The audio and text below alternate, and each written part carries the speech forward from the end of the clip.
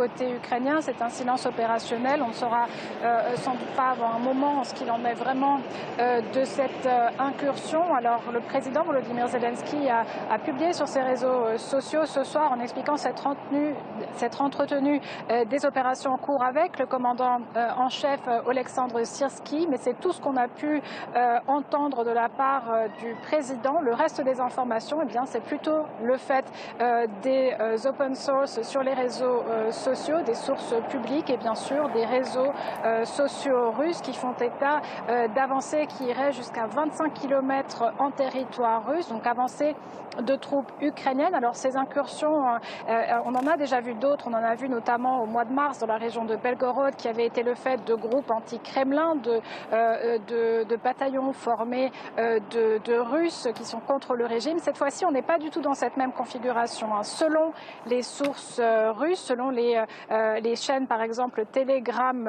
russes, il s'agirait de plusieurs centaines de soldats ukrainiens, donc plusieurs centaines, ça veut dire qu'on est au-delà d'un seul bataillon, on regarde plutôt du côté d'une brigade et on peut évidemment se poser la question, c'est quelque chose qu'on m'a demandé un peu plus tôt depuis l'étranger, depuis la France, est-ce que l'Ukraine est en train d'envahir la Russie? L'Ukraine, aux dernières nouvelles, n'a pas de velléité de conquête territoriale. En revanche, si elle effectivement s'empare de territoires russes juste de l'autre côté de la frontière, on parle quand même, rendez-vous compte, de près de 350 km².